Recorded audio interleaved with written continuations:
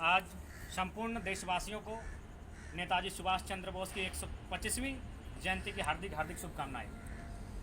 ये गोमो जिस धरती में हम नेताजी की जयंती मनाने आए हैं, इतिहास कहता है कि यहीं से नेताजी गुम हो गए थे। और साथ ही यह भी कहा जाता है कि भागा जो स्टेशन है वहाँ से नेताजी अंग्रेजों को चकमा देकर भागे थे।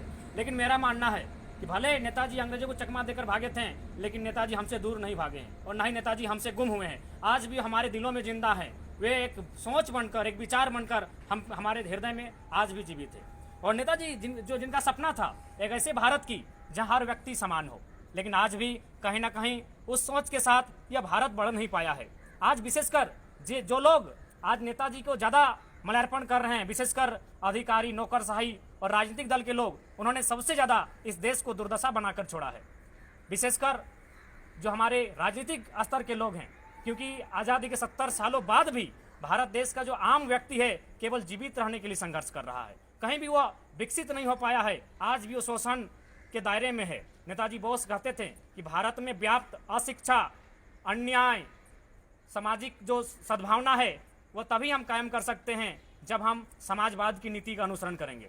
और समाजवाद की नीति का अनुसरण बहुत दूर दूर तक इस देश में नहीं हो पा रहा है। तो सबसे पहले हमें जानना होगा कि समाजवाद की नीति क्या है।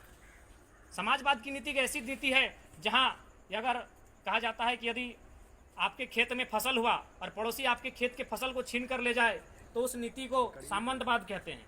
अगर आपके खेत में फसल है, पड़ोसी अगर धन देकर ले जाए तो उसे पूंजीवाद कहते हैं। लेकिन अगर आपके खेत में फसल नहीं हुआ, पड़ोसी आपकी सहायता करे, पड़ोसी के खेत में फसल नहीं हुआ, आप उसकी सहायता करें, उसे समाजवाद कहते हैं। तो नेताजी का सपना था एक समाजवाद की स्थापना करना। आज हम उससे कोसों दूर हैं। इसीलिए हमारे युवाओं का प्रयास होना चाहिए। और हम बता दें, आज जो हम इस कार्यक्रम में उपस्थित हुए हैं युवा साथी संगठन के माध्यम से, तो इस संगठन का हमने इसी तिथि को, आज नेताजी की जयंती की तिथि है, इसी दिन हमने इस संगठन का शुभारंभ किया था। नेताजी गोरों से लड़े थे, हमारा यह संगठन चोरों से लड़ेगा। नेताजी ने अंग्रेजों के छक्के छुड़ाए थे, हम उन तमाम करप्टेड लोगों को छक्के छुड़ाएंगे जो समाज में कुरीतियां फैलाते हैं, जो समाज में शोषण करते हैं और एक व्यक्ति के ऊपर अन्याय करता है। आज हमें अनुसरण करने की आवश्यकता है नेताजी की, उनके विचारों को फिर से आत्मसात करने की। मैं एक पंक्ति कहना चाहूंगा कि वह खून कहो किस मतलब का जिसमें उबाल का नाम नहीं, वह खून कहो किस मतलब का जिसमें उबाल का नाम नहीं, वह खून कहो किस मतलब का जो आ सके देश के काम नहीं। उस दिन लोगों ने सही सही खून की कीमत पहचानी थी जब बर्मा में सुभाष ने उनसे मांगी कुर्बानी थी। बोले स्वतंत्रता की खातिर बलिदान तुम्हें करना होगा, बहुत जी चुके हो जग में आगे मरना होगा।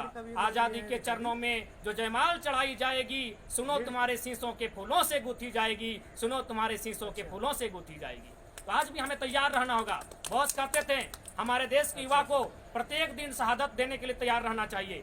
हमारा दिया गया शहादत हमारी मातृभूमि को एक एक दिन की नई जिंदगी देता है। बॉस बिल्कुल नहीं मरे हैं। बॉस का जन्म हुआ था लेकिन उसके बाद बॉस कभी मरे नहीं है। आज हर व्यक्ति बॉस है जो अन्याय से लड़ना जानता है, जिसे अन्याय को देखकर उसके दिल में धड़कन उठती है कि हम इसके खिलाफ लड़ना है। हर वो युवा सुभाष चंद्र बोस है। तो अगर आपके भीतर अन्याय, असमानता, गरीबी, भुखमरी से लड़ने का विचार उत्पन्न होता है तो आप स्वयं सुभाष चंद्र बोस हैं। इसलिए मैं पुनः यही कहूँगा, विशेषकर आज जो देश की दशा है उसे तभी हम लोग मुक्त कर सकते हैं जब हम लोग शिक्षित होकर उन ओहदों पर जाएंगे जहाँ करप्टेड करने वाले लोग बैठे हैं। आज कहते हैं भारत देश की जो नीति थी वह कभी भी दूरदर्शी नहीं सोच पाई, उसमें दूरदर्शिता नहीं आ पाई। आज हम उन लोगों को मेहनत कश मानते हैं जो एग्जाम की तैयारी 6 महीना के लिए कहीं कोटा में करते हैं, पटना में करते हैं, फिर एक अच्छी नौकरी लेते हैं और एसी में पूरा लाइफ बिताते हैं, उन्हें हम मेहनत कश मानते हैं। लेकिन हम भूल जाते हैं तो वह इंसान उससे भी मेहनत कश है जो दिहाड़ी मजदूरी करता है, जो 50 किलो का वजन लेकर धनबाद जिले के 50 मंजिले पे चढ़कर अपना शर्म पसीना बहाता है। लेकिन हम उसे गवार कहते हैं, हम उसे जाहिल कहते हैं, हम उसे घृणा कहते हैं, गरीबी कहते हुए। तो हमें और हमारे देश को श्रम के प्रति सोच बदलनी होगी, तभी हम नेताजी के विचारों को आत्मसात कर सकते हैं। हमने उन्हें हीरो माना जो 1.5 किलो के वेट उठाने वालों को हमने हीरो माना, लेकिन 20 किलो का बंदूक उठाने वालों को हम वो सम्मान नहीं दे पाए।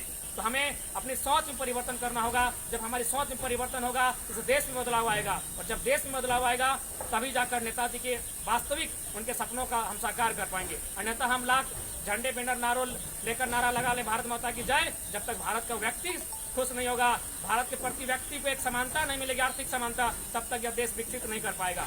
मैंने कुछ ही दिन पूर्व एक अखबार में पढ़ा था कि भारत देश में एक केस ऐसा है जो 1800 ईस्वी से आज तक चल रहा है, और आज के डेट में जितने भी केस पेंडिंग है लगभग उन्हें पूरा करने में 324 साल लगेंगे। तो क्या इस देश की कल्पना की थी नेताजी बोस ने?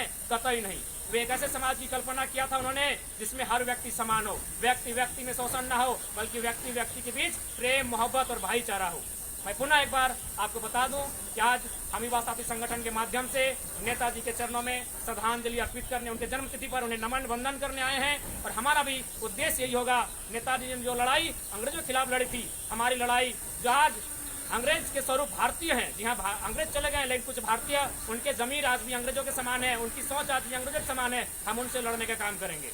पुनः एक बार नेताजी को वंदन करते हुए भारत